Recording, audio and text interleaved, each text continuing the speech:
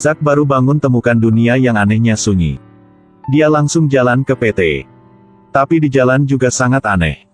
Di sekitarnya tidak ada orang. Rambu lalu lintas miring di tengah jalan.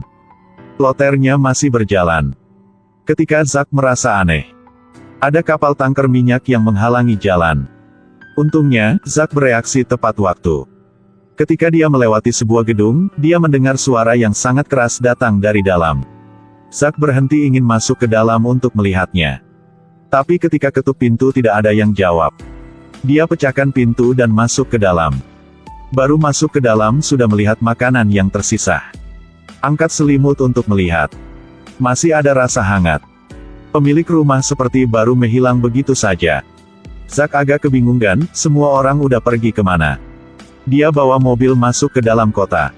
Harusnya di sini pasti rame, tapi sekarang tidak ada orang. Asap dan api naik di mana-mana, tetapi tidak ada yang peduli. Dia mendekat untuk melihat. Ternyata asap itu dari pesawat yang jatuh meledak tadi.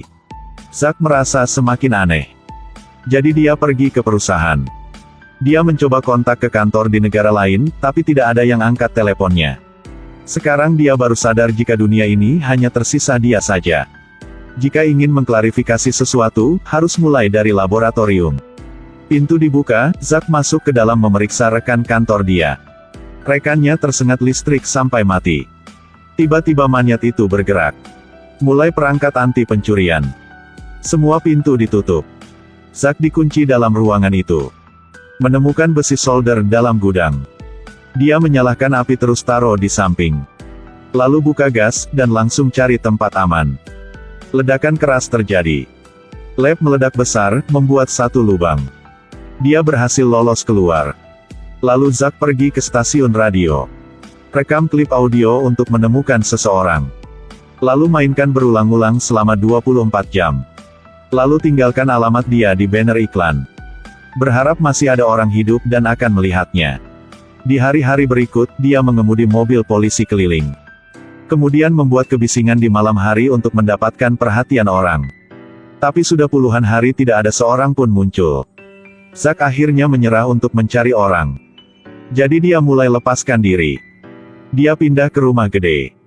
Hiasi kamar mandi dengan lukisan terkenal. Karena sekarang ini adalah dunia dia. Saat pagi bangun dia pecahkan satu telur ke gelas. Lalu tuangkan sampahnya ke gelas. Ini adalah sarapan pagi tiap hari punya dia. Ketika bosan dia akan bawa mobil keliling mall, gunakan bor untuk membuka pintu. Dan kemudian bebas memilih pakaian bermerek. Makan apa yang dia mau. Naik kereta untuk bermain. Benar-benar tidak ada manusia selain dia. Ternyata 7,5 M orang di bumi ini tiba-tiba hilang, hanya dia yang tersisa. Selesai main, dia merasa kesepian. Sampai malam, Zack tiba-tiba merasa kosong. Dia pakai gaun punya wanita lalu melihat diri sendiri dalam cermin. Memainkan dua peran sendirian. Biarkan orang-orang kertas mendengar dia berbicara. Nyatakan diri dia sebagai presiden bumi ini. Zack merasa bahwa Tuhan telah meninggalkannya. Jadi Zack pergi ke gereja untuk dihancurkan. Menggunakan pistol untuk tembak patung. Kesendirian ini membuat Zack depresi. Dia masukin pistol ke mulut. Bersiap bertemu dengan Tuhan untuk obrol. Tiba-tiba ada suara meledak di luar. Zack langsung bangun. Dia berpikir, jika dia tidak dibawa oleh Tuhan, pasti berharap dia akan selamatkan bumi ini. Jadi dia bawa barang pergi mencari rumah baru. Dan mulai mempelajari apa yang menyebabkan matahari bersinar. Siapa tahu semua orang hilang akan kembali lagi. Di luar ada suara kaki manusia. Orang datang adalah seorang gadis. Ternyata Joanne juga selamat. Dua orang kesepian yang baru saja bertemu saling berpelukan. Pada hari-hari berikutnya, mereka terpecah untuk tindakan. Joanne mencari orang yang masih hidup. Dan Zack bawa alat-alatnya ke ruang lab. Dia merasa momok ini mungkin terkait dengan radiasi matahari. Setelah meneliti dia menemukan. Muatan listrik di udara tiba-tiba berubah. Dalam keadaan tidak stabil. Zack khawatir Joanne akan dalam bahaya. Jadi dia memutuskan untuk berjalan mencarinya. Tapi sebuah truk mencegah jalan dia. Zack pergi ke tempat truk itu. Buka pintu, melihat di dalam kosong.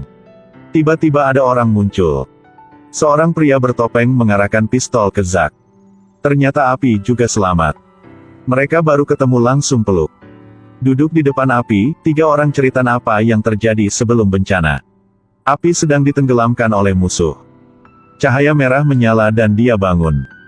Joanna sedang keringin rambut tiba-tiba setrum. Lalu dia melihat cahaya warna merah. Ketika bangun melihat dia masih hidup. Zack minum banyak obat tidur. Situasi mereka sangat mirip. Zack merasakan mereka berada di ambang kematian.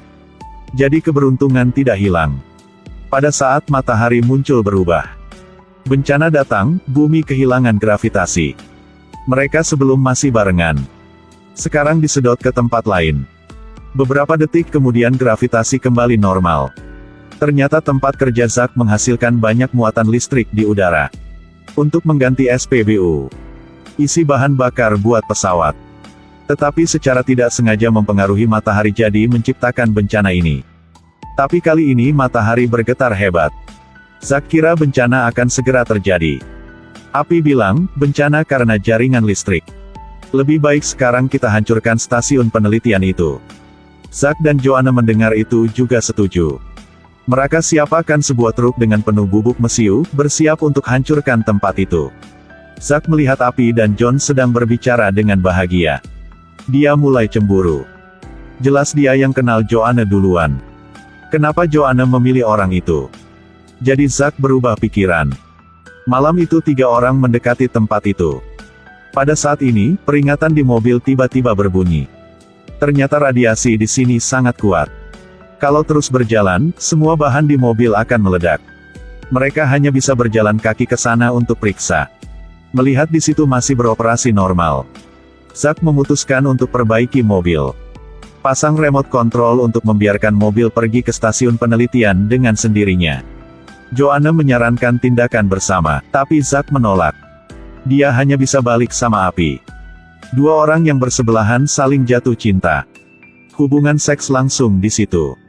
Menunggu mereka menyadari ternyata Zack tidak perbaiki mobil. Tapi dia langsung bawa mobil ke sana. Momen kritis roda macet.